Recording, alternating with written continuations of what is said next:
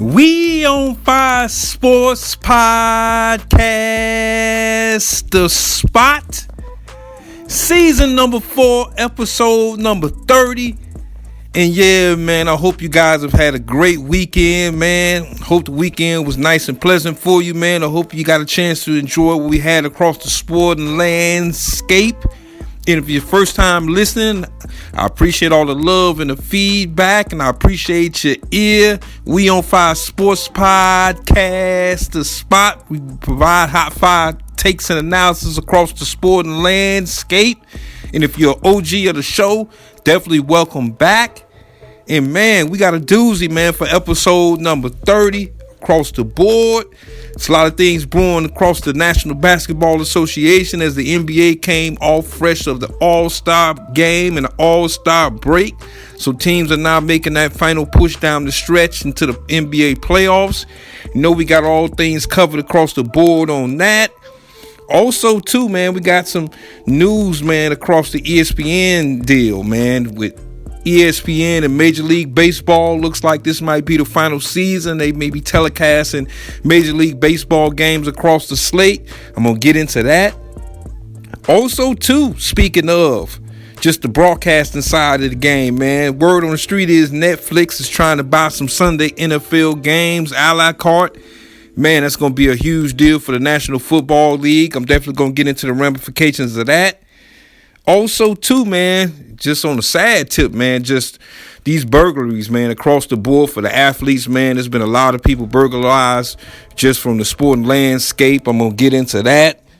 Also, too, I got my NBA Big Five, NBA teams, man, as we fresh off the All-Star game, the All-Star break. So I'm going to get into that. And first and foremost, man, as we kick things off in the NBA, know you guys have heard by now, we got Victor Wembanyama, man, out for the season for the San Antonio Spurs. Had some blood clots in his shoulder, and the San Antonio Spurs definitely shut him down, rightfully so. You know, WEMBY coming off his first All-Star game appearance, man, the Frenchman. You know, he's definitely a sight to see. You know, one of the most polarizing NBA players in the game today. And first, I was kind of geeked up, man, first and foremost, just to see him in the All-Star game, man. Congratulations out to him for that. You know, he's been an outstanding player. He definitely was leading in the box as far as the defensive player of the year this season. San Antonio Spurs, obviously, a few weeks ago, made the big trade for De'Aaron Fox. So, you know, their organization is trying to get back into what they normally do, man, and that's winning basketball, especially in the Western Conference. You know, obviously, we had Greg Popovich suffer a stroke during the early part of the year, man, and the early part of the NBA season. And so, you know, it looks like word on the street is Pop won't be back this season. I mean, he's definitely a staple of the game of basketball, man, for the San Antonio Spurs, and also, too, across the whole sporting landscape. So I wish Pop, you know, a speedy recovery, man. Just having a stroke is just a real deal, man. Not sure if you guys have had family members or people you know have had a stroke. It's definitely an uphill climb. And this news with WEMBY, man, is just, you know, it's never ideal news to have a guy go out for the rest of the year, man, especially when he's a franchise player. You know, obviously the San Antonio Spurs trying to get into goal mode as they picked up, you know, De'Aaron Fox from the Sacramento Kings. And this was a team that, for me, I think that they're building in the right direction. You know, they've had a couple lean years over the last couple of years, just trying to rebuild the program back. You know, you had Stephen Castle, you know, making some waves down there as well. And so, you know, I just think that at the end of the day for Victor, man, it's really about just his health. And for him just to get healthy, you know, I wish him the best, you know, having blood clots. You know, we've seen this before. You know, we've seen this before with Chris Bosh down in Miami. He was unable to really come back and get his career back and, you know, retire early, man. And so, you know, we've seen this situation not be well for you know, athletes, especially in the NBA, man. And so for Victor, you know, it was right for the San Antonio Spurs definitely to shut him down, man, put the brakes on that whole situation. I definitely wish him a speedy recovery and just wish that, you know, at the end of the day, the San Antonio Spurs can continue to build. You know, this season don't look too well for him without Victor, man. I don't think this team will make the playoffs. You know, they might have an outside shot of making the play-in, man, but that's basically about it. But San Antonio, man, they're building for the future. And as I mentioned, it's the right thing to shut Victor down, man, and just kind of see, first and foremost, what his health looked like moving forward for the San Antonio Spurs. And then we had another situation in regards to health with another big man. And this big man plays in the city of brotherly love out there in Philadelphia, and that's Mr. Joel Embiid. You know, I've seen Joel Embiid, man, after the All-Star break, before the All-Star break, man, and this guy is just not healthy. I mean, he's the epitome of what we call the walking wounded. You know, I just think that at the end of the day, the Philadelphia 76ers, they're going nowhere fast, man. They're going nowhere fast. You know, they picked up Paul George in the all-season, big-time deal for him moving on from the Los Angeles Clippers. And Paul, man, how can I say this? He ain't been playing PG basketball, man, averaging roughly about 16 or 17 points a game this year. And he is definitely not playing up to Paul George standards. You know, Paul George is an all-star in this league. You know, he had an outstanding year last year for the Los Angeles Clippers. And the Clippers, they didn't want to break bread with him. They didn't want to give him that max deal out in Los Angeles. And, you know, he moved on really for the money. You know, I thought Philadelphia might be a good fit for him. You know, him and Tyrese Maxey and Joel Embiid. And it just has been just a train wreck, to say the least. And this team, I don't see this team making the play-in. Now, the team ahead of them, ironically, is my Chicago Bulls, which, you know, I've said this many times over, man. The Bulls are definitely rebuilding. You know, we got a bunch of young pieces, but that's neither here nor there. Back to Philadelphia. Is that I think that the Philadelphia 76ers should definitely shut Joel Embiid down. And if you're an OG of the show, you know, I was the first one to put it out there that the Philadelphia 76ers needed to trade Embiid. I said that at the end of last season because I think that you've got basically all what you've got out of him. I think that Tyrese Maxey is a franchise player. I think he's the guy for your franchise right now. And I think that, you know, if the Philadelphia 76ers were smart enough before extending this guy, if they would have moved him, they would have got a whole big bag or whatever for him. Now, you're not getting a whole big bag of nothing for this guy at this point because he's the walking wounded. And it's no fault to him. You know, obviously injuries do happen, man. Athletes, at the end of the day, they want to be out there, man, hooping for their ball club. And so I just think that it's a situation for Philadelphia. They got some real questions to answer, especially going into the offseason this year. And I'm going to go ahead and put it out there, man. Daryl Morey head is going to be on the stick. And Daryl Morey, the general manager of the Philadelphia 76ers, you know, he was down there in Houston, you know, him and James Harden, you know, kicking and hanging out down there in Houston, and he moved on to Philadelphia. And I just think that it's time for not only Philadelphia to trade Joel Embiid, but to move on from Nick Nurse. Not Nick Nurse, the head coach Nick Nurse, because I think Nick Nurse has won an NBA championship with the Toronto Raptors. So I'm not sure how safe his job may be, but if it was up to me, I wouldn't move on from Nick Nurse. But back to Daryl Morey. I think at the end of the day, he's an analytics guy. You know, I've had my reservations about analytics dudes because I think at the end of the day, you got to know the game, man. And you can't just leave it up to just data and so forth to get a feel of your ball club. And I think Daryl Morey, at the end of the day, he hasn't won any NBA championships being a general manager of any ball club. And so I think at the end of the day, I can safely say that his methods do not work. I mean, how many times or how many chances a team is going to give you, man, if they have zero on the board for championships? And so Daryl Morey's never won an NBA championship again as a general manager for any sports franchise in the NBA. And I just think that Philadelphia, it's time for them to cut bait. You know, Elton Brand, you know, he was running the show before Morey came into town.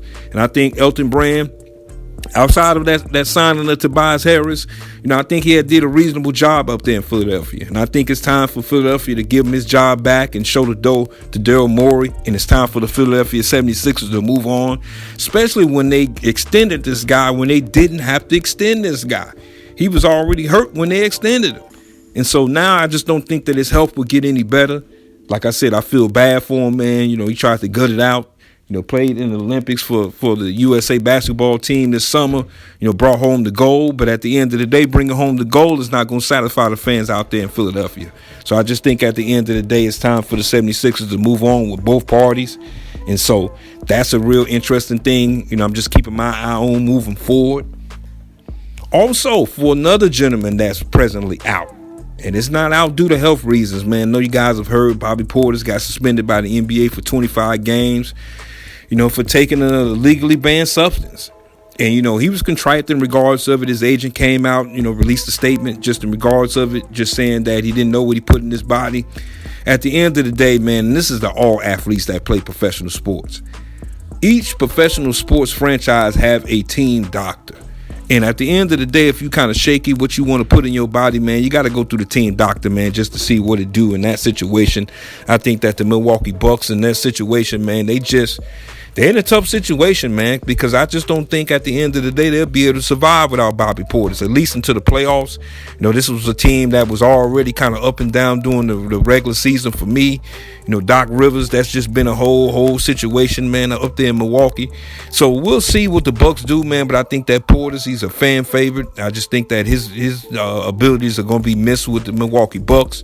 They brought in Kyle Kuzma from the Washington Wizards.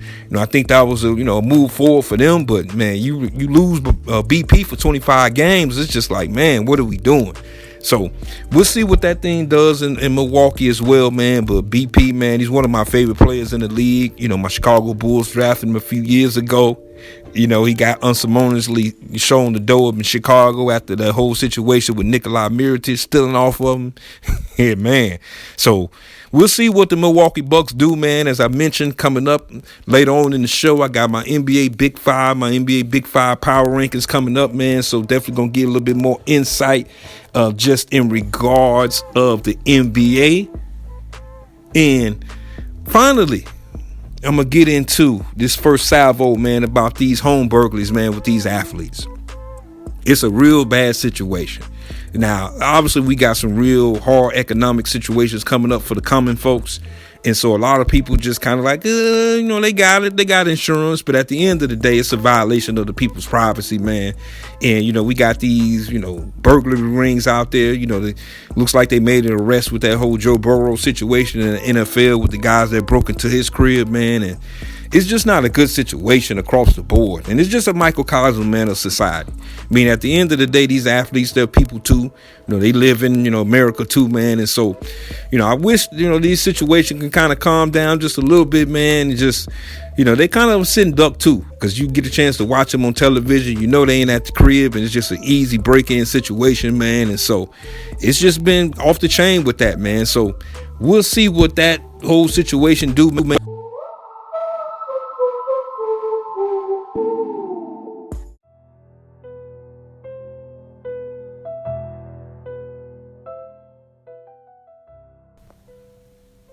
Welcome back, and I got another Big Five for y'all, man. This is my Big Five NBA Big Five power rankings, man, as we move ahead past the All-Star break into the final stretch of the NBA season.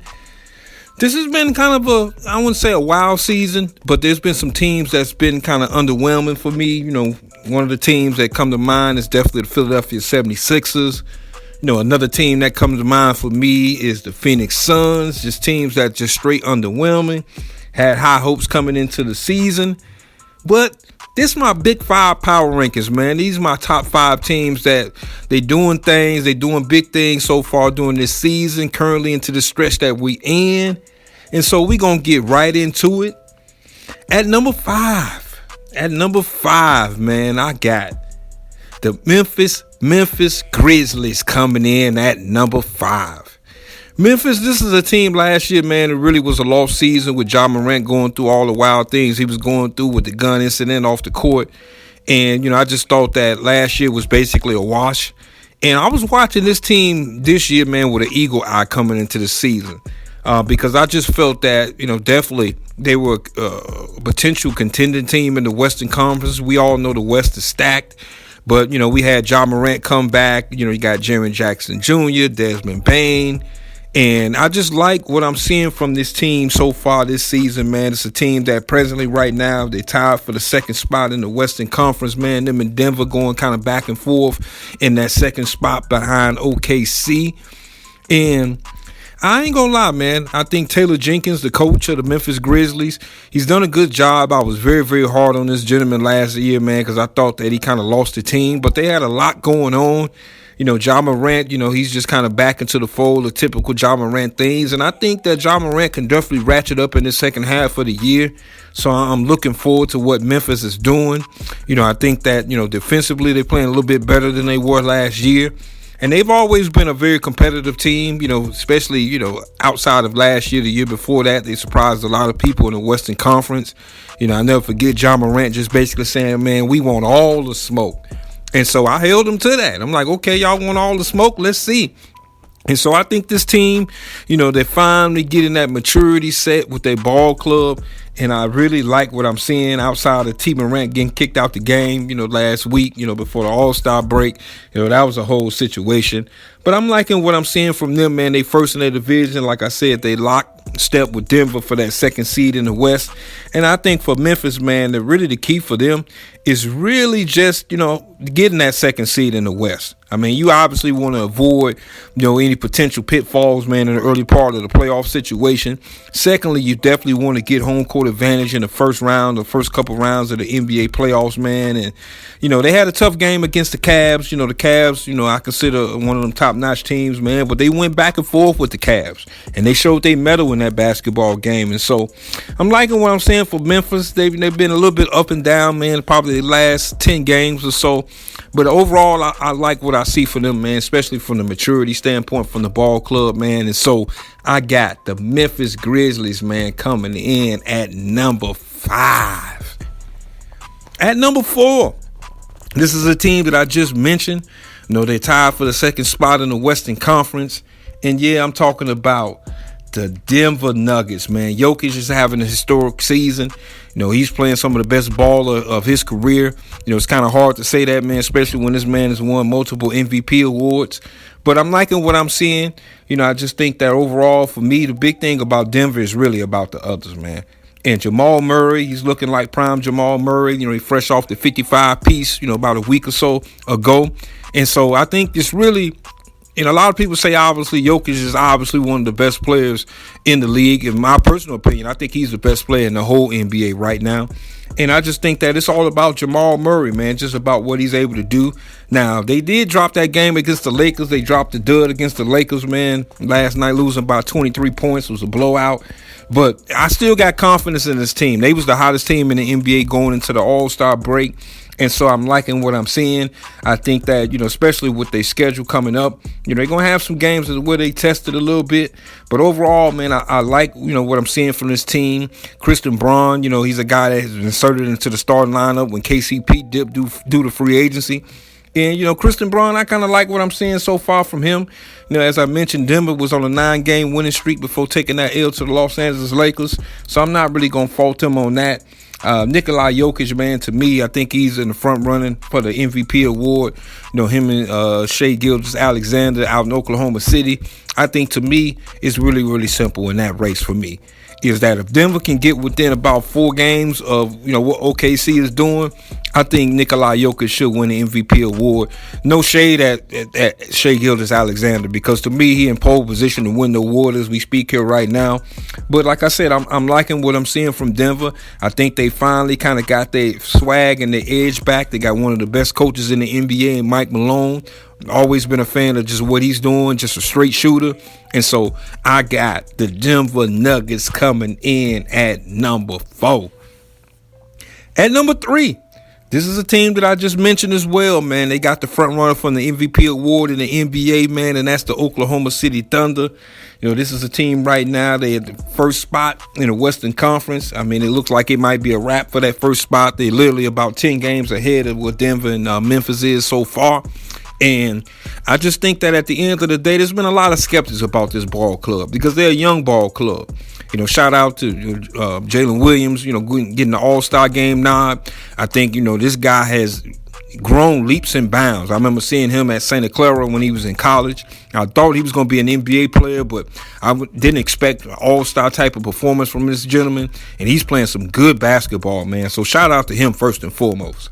I think at the end of the day for Oklahoma City, it's all about the front court for them.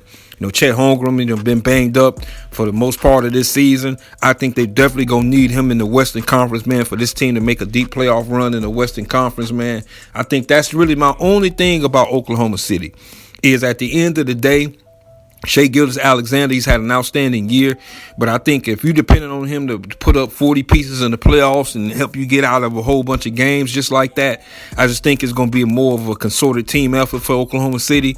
I'm liking what I'm seeing. Mark, the coach, he's done a great job with this ball club. He looks like he got their foot to the metal. And so I'm just interested in to watch this club live a few times, man, as we move along towards the second half of the NBA season, just to see if they got that edge, especially on the defensive end, because they're going to need that. If they're going to get out of the West, they're going to be a stout defensive ball club. And so we'll see what it do with Oklahoma City, man. I got the Thunder coming in at number 3.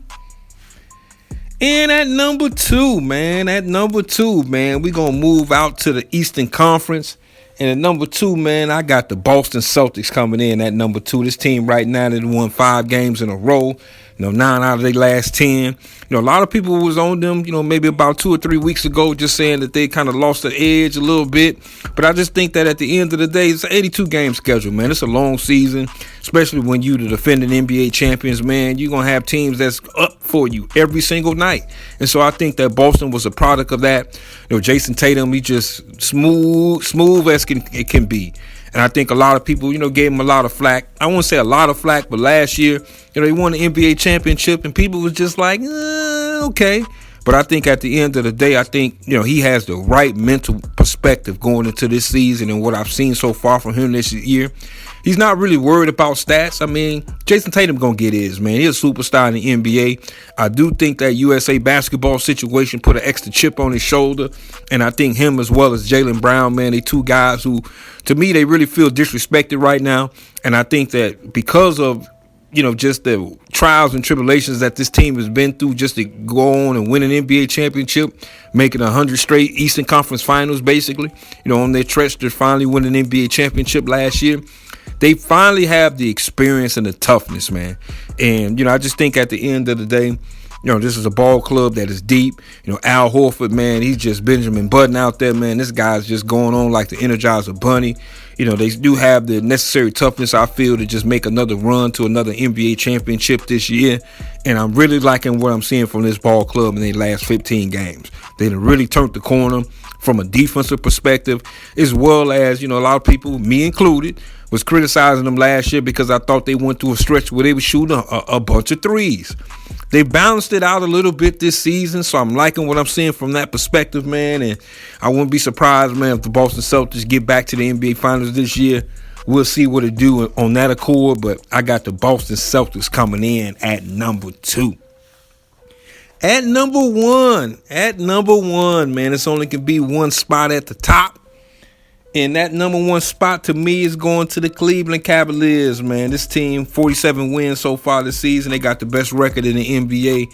I'm loving what they doing, man. Kenny Atkinson, if you're an OG of the show, man, I've been singing this man praises when he was with the Brooklyn Nets and they showed him the door with that whole Steve Nash experience, is that this man can coach. Kenny Atkinson can coach.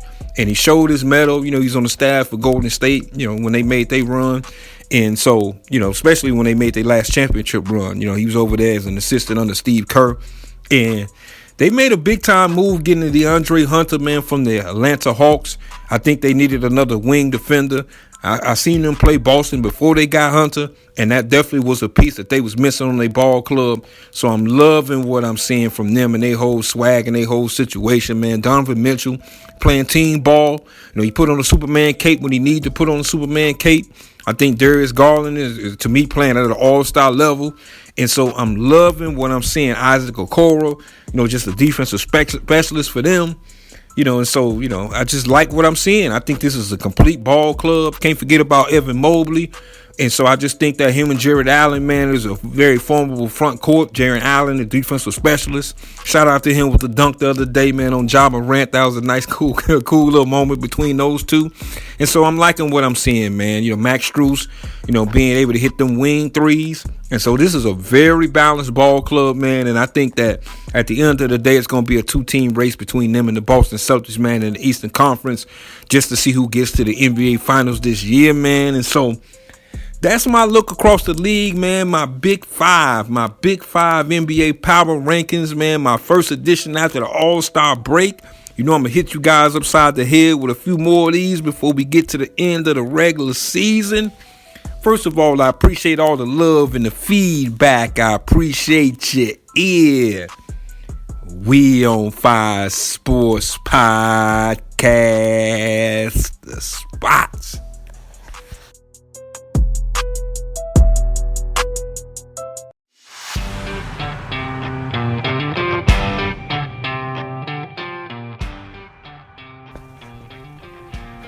All right, before we get up out of here, man, first and foremost, man, you can check your boy out on YouTube.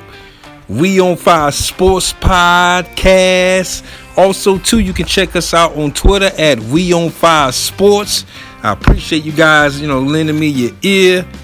And so for the final thing of the show, man, it's just a couple little things on the broadcasting side. I definitely want to put you guys in tune to if you hadn't already heard. You got Major League Baseball coming up, man. Spring training that kicked into gear. And so I'm always geeked up, man, because spring training always is a change of season, man. Springtime, man, grass is growing, flowers are blooming. And so Major League Baseball is back in attack. We'll see if the Los Angeles Dodgers can repeat as World Series champions again this year. And on that note about Major League Baseball, man, is that ESPN and Major League Baseball are parting ways on the broadcasting side. Looks like 2025 will be the final year for Major League Baseball on ESPN. And I kind of seen this coming, man. ESPN, they got in the baseball business back in 1990, man. Just great memories for me just being a baseball fan, especially locked in during that time frame. And, Chris Berman and back, gone. Just that whole swag, baseball tonight. My man Peter Gammons, OG, Carl Ravitch, and, in the crew. It was always a good thing, man, watching them, man, on ESPN and the great coverage they had back in the day. But that coverage has waned over the years. And Major League Baseball, as far as popularity, especially in North America, man, is the big major sports. It's definitely taken a dip over the years. We had some rule changes, man, with the pitch clock, which I think was a great deal. They changed up the shift as far as the infield shift rule. I thought that was a great thing as well for Major League Baseball. And the commissioner, Manfred, man, he's tried his best, man, to try to bring this sport into the populace, man. And it's definitely been a struggle over the last couple of years. We've seen ESPN pull back coverage, canceling baseball tonight. It was just a weekly, nightly thing on ESPN.